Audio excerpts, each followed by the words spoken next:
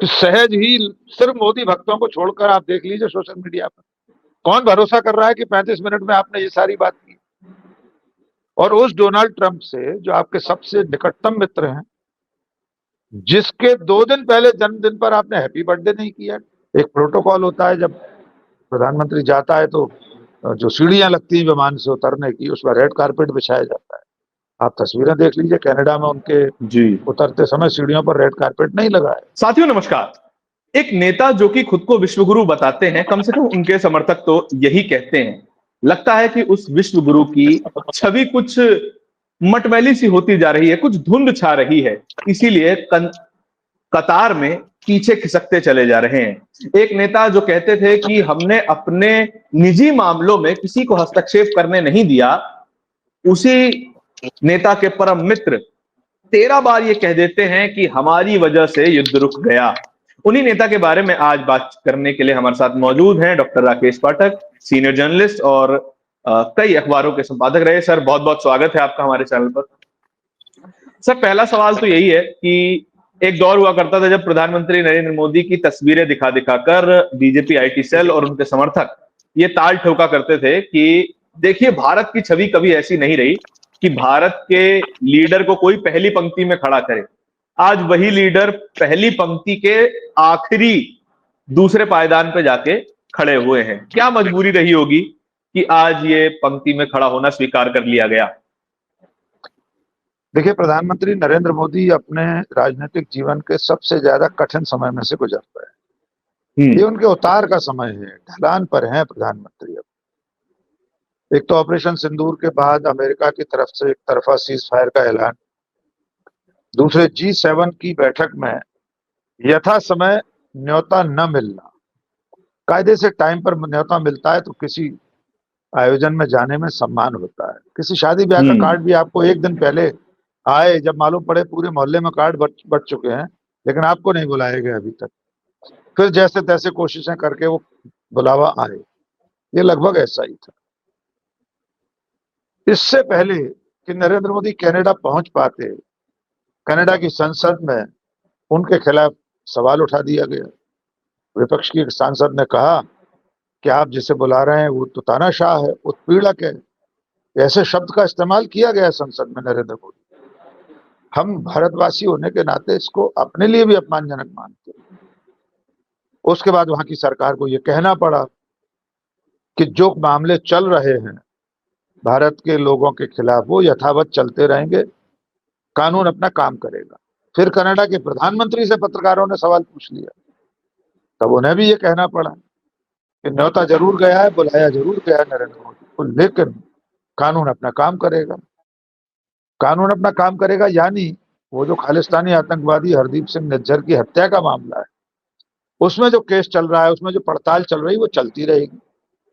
ये भी भारत के लिए अपमानजनक है कि हमारे प्रधानमंत्री पहुंच रहा है, उससे पहले ऐसे बयान दिए जा रहे हैं। फिर जब वे वहां पहुंचे तो उनकी अगवानी किसी मंत्री ने नहीं की। महापौर से भी छोटे किसी पदाधिकारी ने प्रधानमंत्री को रिसीव किया।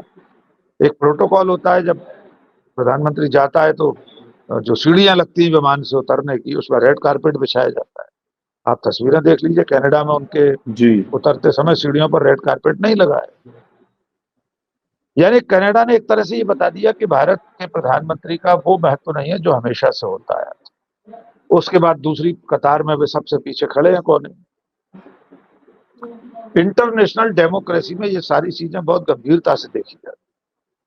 इसकी एक वजह यह भी हो सकती है कि जिस तरह से सरकार और मोदी समर्थकों ने पिछले कुछ सालों में ये तूमार बांधा है, ये बवाल उठाया है कि देखिए मोदी जी सबसे आगे चल रहे हैं, दुनिया के सारे राष्ट्राध्यक्ष पीछे पीछे चल रहे हैं। पिछली कई बैठकों में ऐसी तस्वीरें, सहज तस्वीरें होती हैं आगे पीछे चलने की, लेकिन उसको इस तरह पेश किया गया।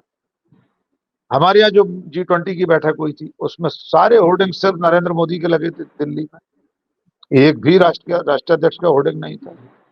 ये सारी चीजें नोट की जाती हैं, दुनिया के सारे देश इन चीजों का ध्यान रखते हैं। तो इन सब घटनाक्रम के चलते, इस सब घटनाक्रम के चलते आज नरेंद्र मोदी जी वहां खड़े हैं जहां खड़े होना भारत के प्रधानमंत्री के लिए सम्मान का विषय तो नहीं है कम से कम। और एक गनीमत ये रही कि डोनाल्ड ट्रंप वहां आमने सामने नहीं थे, वरना वहां अगर वे कुछ कह देते एक बार और, वो जो 13-14 बार से दोहरा रहे हैं, हम्म। अभी भी एक बार और दोहरा दिया है ना उन्होंने ईरान और इजराइल के जी। मामले में। उन्होंने जी। कह दिया ना कि जैसे मैंने भारत और पाकिस्तान के बीच डील कराई है, समझौता कराया, वैसे ईरान और इजराइल के बीच डील कराऊंगा, क्या होना चाहिए। हम्म। हम्म। तो मैं समझता हूं कि भारत और भारत की विदेश नीति इस वक्त संक्रमण काल से गुजर रही है। प्रधानमंत्री नरेंद्र मोदी की व्यक्तिगत छवि रसातल की तरफ है। अंतर्राष्ट्रीय रंगमंच पर उनकी हैसियत वैसी नहीं रही जैसी भारत के प्रधानमंत्री की रहना चाहिए। जी राजा। सर, आपने हमसे ही चर्चा करते हुए एक बार कहा था कि दुनिया का दरोगा अमेरिका और उसके करंट राष्ट्रपति डोनाल्ड ट्रंप खुद को जो है प्रधानमंत्री जो है उनका अच्छा दोस्त बताते हैं, बेस्ट फ्रेंड बताते हैं। जहां तक है विक्रम मिस्री साहब विदेश सचिव हैं, उन्होंने कहा कि भारत के और अमेरिका के बीच एक बातचीत हुई है, लगभग नरेंद्र मोदी और डोनाल्ड ट्रंप के बीच 35 मिनट बातचीत चली और साफ तौर पर हमने अपना पक्ष रखा है कि हम कोई मध्यस्थता स्वीकार नहीं करेंगे जो कि शिमला समझौते में लिखा हुआ है। क्या ये बात प्रधानमंत्री बहुत पहले नहीं कर, बहुत देर हो गई क्या? एक ट्वीट करके भी ये बात कही जा सकती थी, नहीं ट्रंप साहब आप झूठ बोल रहे हैं। 13 बार कह देने के बाद देर हो गई है क्या हमसे अपना पक्ष पूरी तरह रखने में? निश्चित तौर पर देर नहीं, बहुत ज्यादा देर हो चुकी है। और देरी के बावजूद बयान कौन दे रहा है? विदेश सचिव, एक अदना सा अधिकारी। इस देश की इतनी बड़ी नीति रीति पर जो कुठाराघात डोनाल्ड ट्रंप ने 10 मई की शाम को किया ट्वीट करके, उसका जवाब कौन दे रहा है? एक सरकारी अफसर, भारत का विदेश मंत्री भी नहीं, प्रधानमंत्री तो छोड़िए, विदेश सचिव ट्विटर पर हिंदी में बयान जारी कर रहा है, अंग्रेजी में भी नहीं, और कह रहे हैं कि हमने कह दिया, प्रधानमंत्री ने कह दिया 35 मिनट की बातचीत में कि सीज फायर पाकिस्तान के अनुरोध पर किया गया, इसमें तीसरे पक्ष का कोई रोल नहीं है, ट्रेड के कारण नहीं किया। ये सारी बातें प्रधानमंत्री 38 दिन में क्यों नहीं कह सके? 38 डेज बहुत होते हैं। एक इतना बड़ा विषय जिसको लेकर पूरा विपक्ष, पूरा मीडिया, मुख्यधारा के मीडिया को छोड़कर जो समानांतर मीडिया है, दुनिया भर में ये सवाल पूछा जा रहा है कि सीज फायर का ऐलान अमेरिका ने क्यों किया। प्रधानमंत्री सर्वदलीय बैठक में आकर कह देते, चलिए सीधे ट्वीट न करते, एक बार भी सर्वदलीय बैठक में नहीं गए। राष्ट्र के नाम संबोधन में कह देते, एक ही वाक्य तो कहना था कि सीज फायर पाकिस्तान और हमारे बीच हुआ है, अमेरिका का नाम भी नहीं लेते, डोनाल्ड ट्रंप का भी नाम नहीं लेते। चलिए वो दुनिया का दरोगा है और आपका माय डियर फ्रेंड है। अब की बार ट्रंप सरकार यज्ञ कराए थे आपके लोगों ने, हवन हुए थे ट्रंप को राष्ट्रपति बनाने के, चलिए उसका नाम न लेते, इतना ही कह देते, किसी तीसरे पक्ष का कोई रोल नहीं, किसी, क्यों नहीं कहा राष्ट्र के नाम संबोधन। उसके बाद मन की बात में कह देते, कई इतवार निकल गए, मन की बात में भी बातचीत कर चुके होंगे, कह ही चुके हैं, पता नहीं किस किस बारे में बात कर रहे हैं मन की बात में। उनकी रगों में सिंदूर दौड़ रहा था, गर्म सिंदूर, वो भी ठंडा नहीं। उस गर्म सिंदूर के जरिए ही कहलवा कह देते, ट्वीट कर देते एक लाइन का, no third party is involve, बस इतना लिखते, हम मान लेते। अब कौन भरोसा करेगा कि आपने 35 मिनट की टेलीफोनिक बातचीत में क्या कहा था? क्या कोई उसकी ऑडियो रिकॉर्डिंग जारी होगी? मैंने अभी 38 दिनों में, क्षमा कीजिए 35 ने 38 दिनों, मैंने अभी सोशल मीडिया पूछा है, 38 दिन तक 7 लोक कल्याण मार्ग और ओवल ऑफिस की टेलीफोन लाइन खराब थी क्या? मोबाइल डिस्चार्ज हो गए थे दोनों तरफ के क्या? नेटवर्क नहीं आ रहा था? बैलेंस खत्म हो गया था नरेंद्र मोदी के मोबाइल में? अंबानी जी से कह के 55 रुपए का बैलेंस डलवा लेते हैं। भारत के प्रधानमंत्री के मोबाइल में हो सकता है बैलेंस खत्म हो गया हो, इसलिए 38 दिन तक फोन नहीं लगा पा रहे। तो मैं समझता हूं देश के भीतर इतना विश्वास पैदा हो गया है इस सरकार, उस सरकार के मुखिया के प्रति, कि सहज ही सिर्फ मोदी भक्तों को छोड़कर आप देख लीजिए सोशल मीडिया पर, कौन भरोसा कर रहा है कि 35 मिनट में आपने ये सारी बात की? और उस डोनाल्ड ट्रंप से जो आपके सबसे निकटतम मित्र हैं, जिसके 2 दिन पहले जन्मदिन पर आपने हैप्पी बर्थडे नहीं किया ट्वीट करके, छोटे छोटे देशों के मुखियाओं को आप जन्मदिन पर शुभकामना देते हैं, डोनाल्ड ट्रंप को हैप्पी बर्थडे क्यों नहीं लिखा आपने 2 दिन पहले? और इस टेलीफोनिक बातचीत में भी ये नहीं बताया गया कि उन्होंने बिलेटेड हैप्पी बर्थडे कहा 2 दिन बाद भी बधाई दी जा सकती है, कोई बुरी बात नहीं। तो कौन जाने ये बात हुई भी है कि नहीं, चलिए हुई है, मैं 100% मानने को तैयार हूं, विदेश सचिव झूठ नहीं बोल रहे। तो इसी बात का 4 लाइन का ट्वीट प्रधानमंत्री नरेंद्र मोदी आज क्यों नहीं कर रहे? एक ट्वीट कर दें कि विक्रम, हमारे विदेश सचिव ने जो कहा है वो मेरी बातचीत पर ही आधारित है और मेरी आज बातचीत हुई है। मैंने डोनाल्ड ट्रंप से कहा है कि सीज फायर आपने नहीं करवाया, पाकिस्तान की रिक्वेस्ट पर, उसके गुहार लगाने पर हमने सीज फायर किया था, और सीज फायर हुआ था तो शर्तें कोई तय नहीं कराई पाकिस्तान से, आतंकवाद के खिलाफ कोई शर्त नहीं मनवाई, कुछ भी नहीं, बस cease fire, hello cease fire. उधर से डीजीएमओ ने फोन किया, हमारे डीजीएमओ ने प्रधानमंत्री को बताया, और अमेरिका के राष्ट्रपति ने ट्वीट कर दिया, आप ही कर देते। तो मैं समझता हूं कि ये बेहद अपमानजनक दौर है देश के लिए, भारत के लिए। प्रधानमंत्री नरेंद्र मोदी भारत के इतिहास के सबसे कमजोर प्रधानमंत्री साबित होते जा रहे हैं। हर बीतते दिन के साथ उनकी छवि एक एक सीढ़ी उतरते हुए रसातल की ओर जा रही है। हमारी चिंता का विषय नरेंद्र मोदी नहीं है, हमारी चिंता का विषय भारत का प्रधानमंत्री पद है और भारत गणराज्य है, रिपब्लिक ऑफ इंडिया। अगर उसकी छवि रसातल की तरफ जाती है तो ये देश के लिए चिंता की बात है। जी सर, इंटरनेशनल डिप्लोमेसी में हमने देखा है कि हम रिएक्शन बहुत जल्दी दे देते हैं। टर्की अजरबैजान को जब पाकिस्तान जो है वो समझ पाकिस्तान को जब टर्की और अजरबैजान समर्थन कर रहे थे, खुला समर्थन कर रहे थे, तो फिर हम साइप्रस चले गए। प्रधानमंत्री जी ने विजिट किया, सर्वोच्च नागरिक सम्मान पाया, और हमने उन 2 देशों को रिएक्शन दे दिया कि अगर आप पाकिस्तान को समर्थन करेंगे तो हम साइप्रस को समर्थन करेंगे। हमने टर्की अजरबैजान को जवाब दे दिया।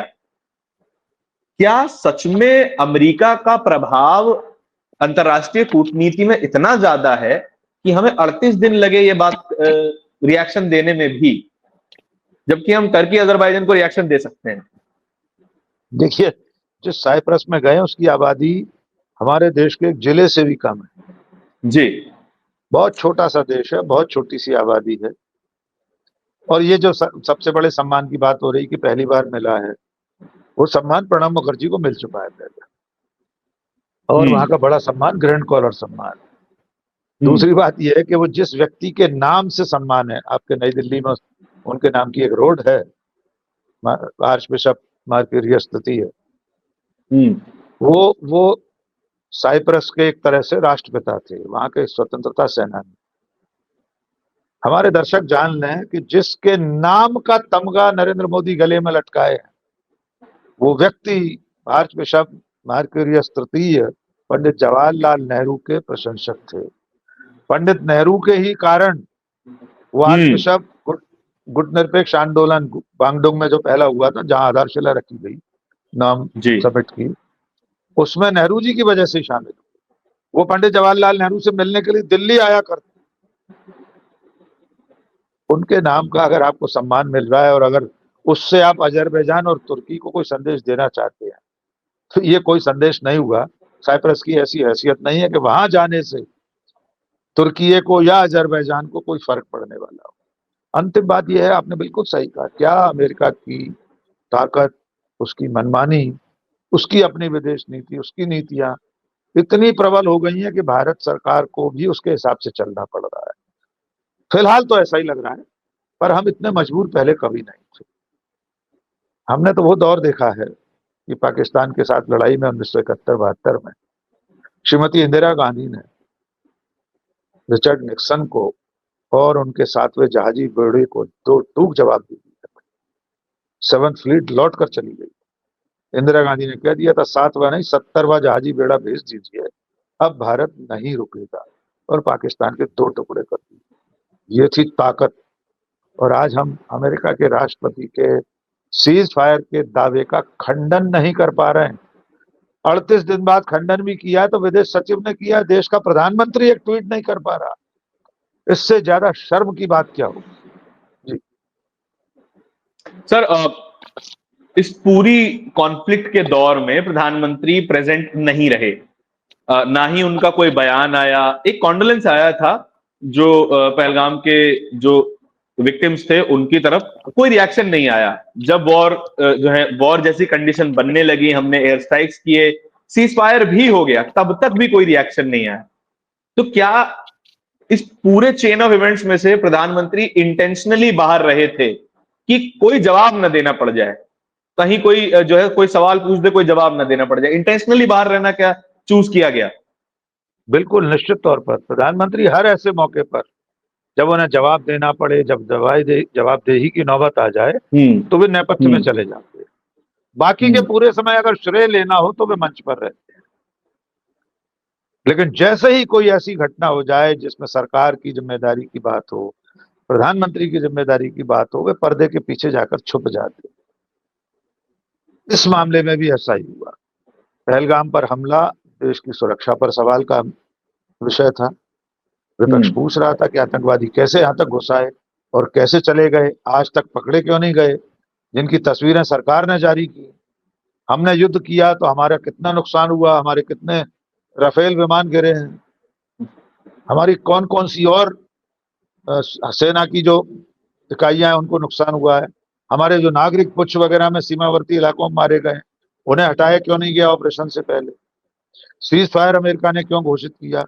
अनेक सवाल हैं, सवालों का जवाब न देना पड़े इसलिए प्रधानमंत्री पर्दे के पीछे छुप जाते। इस मामले में भी जानबूझकर उन्होंने छुपना चुना। मंच पर कब आए? सऊदी अरब से लौटकर भाषण देने गए मधुबनी में, उसके बाद राजस्थान में कहीं उन्होंने वो सिंदूर वाली बात करी, लेकिन सवालों के जवाब नहीं दिए। उनके एक भी भाषण में एक भी सवाल का जवाब है क्या? लोग 22 अप्रैल की घटना को लेकर जो सवाल पूछ रहे हैं उनमें से एक भी सवाल का जवाब प्रधानमंत्री ने दिया है क्या? क्योंकि उनके पास जवाब नहीं, और जब जवाब नहीं होते हैं तो वे छुप जाते। तो मैं ऐसा मानता हूं कि प्रधानमंत्री जवाबदेही विहीन हमारा देश का मुखिया है, उसके पास किसी सवाल का जवाब नहीं होता, इसलिए वे हमेशा पर्दे के पीछे छुपने में विश्वास करते हैं, श्रेय लेने के लिए हमेशा आगे जाते हैं। जी देखिए, प्रधानमंत्री नरेंद्र मोदी जी ने एक बार, मैं जी एम्फसाइज करके लगा रहा हूं, उन्होंने एक बार कहा था कि criticism is the soul of democracy. Sir शायद यही कहा था, सही कह रहा हूं? बिल्कुल जी। तो आलोचना क्रिटिसिज्म, लोकतंत्र की। जी, तो लोकतंत्र में हमेशा सवाल तो बने रहेंगे, कम से कम जब तक हम लोकतंत्र हैं, कम से कम जब तक हम घोषित तौर पर लोकतंत्र हैं, सवाल बने रहेंगे। प्रधानमंत्री जब तक पद पर हैं तब तक उनसे सवाल होते रहेंगे, और सवालों से भागना शायद एक कमजोरी की निशानी हो सकता है। हम कह नहीं रहे हैं कमजोर हैं या नहीं है, वे साबित करें कि वे कमजोर नहीं है। आपके इस पूरी चर्चा के बारे में क्या विचार है, कमेंट सेक्शन में बताइएगा जरूर। सर बहुत बहुत धन्यवाद आपका इस चर्चा में शामिल होने के लिए। देखते रहिए बोलता हिंदुस्तान। बहुत बहुत धन्यवाद।